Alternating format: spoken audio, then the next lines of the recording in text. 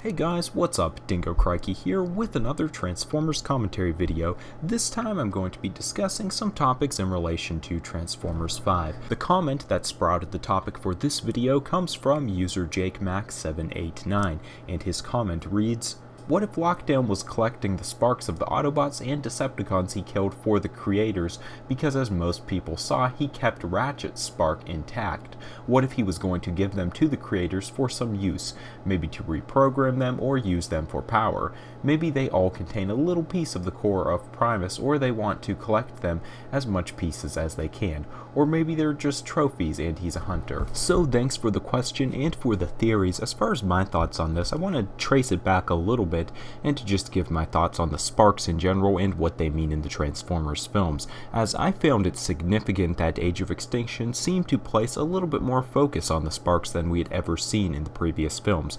For example, in Revenge of the Fallen we did see the Transformers' actual sparks when Jetfire ripped out his spark to let his body parts be used by Optimus, and then when Optimus crushes the Fallen spark in his hand. In Age of Extinction we do have a similar instance in which Ratchet's spark is removed from his body, though not destroyed, but what I think is more significant is Optimus and Cade's conversation about Transformers sparks. Though it's brief, it seems to put more emphasis on the sparks than they ever had in the previous movies. For example, the sparks just seem to be used as a way to assure Transformer was dead. They were never really treated or addressed as a Transformer's life force formally. If nothing else, it seemed like Age of Extinction, in the conversation with Cade and Optimus, wanted to establish that they're at least doing a little bit of world building here and thinking about how Transformers actually function, what are their souls. And this also kind of played into the scene in which Optimus is fighting Galvatron, and he makes the comment that Galvatron has no soul, and in Galvatron's case most likely means he has no spark due to him being originated from Galvatron's brain and not being like a spark transferred from one body to another. That whole Galvatron situation is definitely interesting, especially in light of the recent news that Megatron may be returning, and what does this mean for Galvatron? Are they two separate characters? Are they going to be showing flashbacks? But I'm getting sidetracked, that's a whole nother topic. Basically what I'm trying to understand is what exactly are sparks in the universe of BayFormers, as they usually have a bit of a different function from continuity to continuity, but usually in Transformers we can think of them sort of like the equivalent to a human soul, even though they do seem to be more physical, at least generally, meaning they can actually be held by other Transformers and even destroyed, as was the case with the Fallen or certain characters in Transformers Energon. Optimus's conversation with Cade seemed to imply that the sparks are similar to a human soul. If this is the case, I would think we can assume they're like other Transformers spark, and basically it's the essence of the Transformer, and let's say the body was destroyed, the spark is kept intact, you can move that to another Transformer's body, as we've seen in both Transformers Energon and Transformers Animated, and actually Armada as well. If this is the case, my next question is, what does this mean for characters such as Galvatron, who as far as we know did not have Megatron's spark implanted into his body, but seems to be treated as the same character, and Galvatron seems to recognize himself as the resurrected Megatron, and Brain seems to even refer to him this way. So basically, what is it that makes a Transformer in BayFormers a Transformer?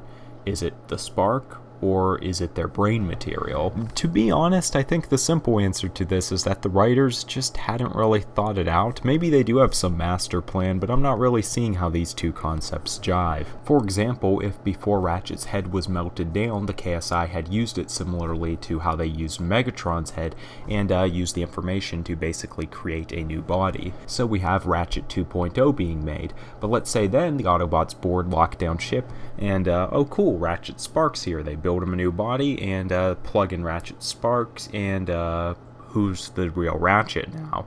The one with all of the brain material and information, or the one with the spark? Maybe it's that the brain contains the true mind and being of that Transformer, and the spark is basically what keeps their lights on, so to speak. But does that then mean that a spark is just equivalent to a core power crystal or something of the sorts, and really doesn't contain a Transformer's soul, I guess you can say? In any case, I'm really hoping they do clear up this whole debacle in the following movies, because with the creation of Galvatron, it's really became unclear what is the core of the Transformer exactly.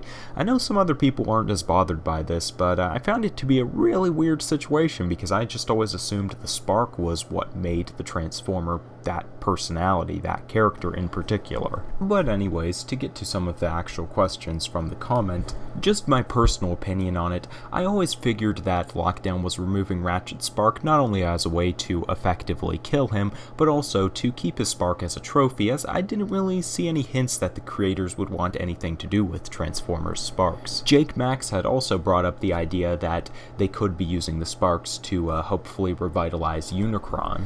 And whether or not that's even possible kind of depends on what is the nature of the sparks in these movies.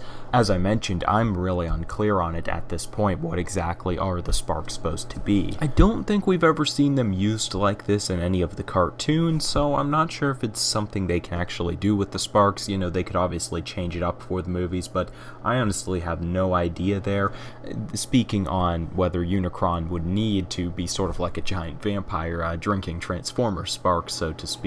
I personally don't think they're going to go that route. I think these movies are going to maybe put a little bit more emphasis on sparks, but I don't think they're going to become like a spark war like there was in Beast Machines, just because it gets into some pretty deep territory, and I don't see the films going in that direction. I think they're going to stay more on the basis of, you know, just fight, kill, that's what the Transformers do, rather than extracting sparks and using them to kind of like revitalize other Transformers, or use their soul energy and all of this kind of stuff. And I could be totally wrong on this speculation. I'm kind of basing it on just what we've seen in the previous Transformers films, and this just doesn't seem like something that they would do. However, we do have new writers on board, so maybe this is the direction where they're going to take the Transformers films. Who really knows at this point? Personally, I'm not seeing it. Also, I think we're supposed to assume at this point that there aren't too many sparks left relative to how many Transformers would have been in the universe back in the good old days. The population of Transformers in the galaxy, at least Cybertronians, at this point relative to, you know, what their golden days were, is probably so low that it's hard to imagine they would have enough energy to bring life to Unicron. Now, I don't have the other comment on hand by Jake Max, but I do believe he mentioned them using the sparks to bring life to Trypticon. Let's say the Decepticons doing it, or maybe the Quintessons have Trypticon in this timeline. You know, things can always be different in the film verse. I think that this is a lot more plausible, as I think there would still be enough Transformers out there if sparks are the energy source to, you know, Trypticon isn't nearly as big as Unicron, so it's a little bit more believable for me. I still don't think they're going to go that route, just because I don't think they're going to have the sparks being used as like external energy sources or anything like that. And I could be totally wrong on this, because I'm a little bit biased against the idea, as I like the spark representing more of the Transformer's soul and being rather than just a power source. But Jake Max, who suggested this, definitely seemed to have thought it out and done some research, so like I said, who really knows at this point? I don't think so, but I'm sure there are people who are going to disagree with me on this. Now, he does bring up the idea of the sparks all being a small part of Primus's spark, or a small part of Primus, and as many things in Transformers, this is kind of always differing. For example, in Generation 1, or at least in the Generation 1 comic books, I do believe this was to be the case, as stated by Simon Furman. However, in most other continuities, I don't think this concept is really touched upon, even when Primus is brought up in the story. For example, in some other continuities, the spark of Primus, or so to speak, fragments or the blood of Primus, is rather used as energon in the shows rather than sparks. In Transformers Cybertron, the Cyber Keys, or at least the Cyber Planet Keys, are said to be fragments of Primus. These same continuities usually don't give much of an explanation for what the spark is in this case, as they kind of fill in what Primus does with a little bit of a different role. It's all kind of murky territory, and I really would like to discuss it more in depth in a future video, but for this one I haven't done all of the research I would like to do, and I don't want to let this video drag on too long. Nevertheless, in the films, I think we have a little bit of a roadblock as far as predictions this far down the road. For example, we're still trying to figure out the whole Allspark creators conflict, as Transformers the 2007 film led us to believe that the Allspark is what gave life to the Transformers, but in Age of Extinction, Lockdown introduced us to this idea of the creators and the whole Transformers aren't born, they're built type of thing. Now, there are lots of different theories on this. One goes that the creators actually made the Allspark as well, but the first Transformers and Optimus Prime were built before this, and then the Allspark was basically made to make all of the subsequent ones. There are also theories that the creators, who many people assume to be the Quintessons, are going to merely pretend to have created the Transformers, and their true creator is Primus, though that still leaves the Allspark up in the air. It's kind of a big topic, and I can't cover it all in these last 3 minutes, but I can say that personally, despite his appearance and being mentioned in many other Transformers continuities, I don't think Primus is going to be part of the film verse, at least not as the Transformers creator. I think he may have a sort of cameo appearance, if you want to call it even an appearance, of just being mentioned by certain Transformers, most likely Autobots, who believe him to be a god, but he's more like a theological figure than someone will actually encounter during the films, because on their own I don't think that the concept of the Allspark and the creators contradict themselves.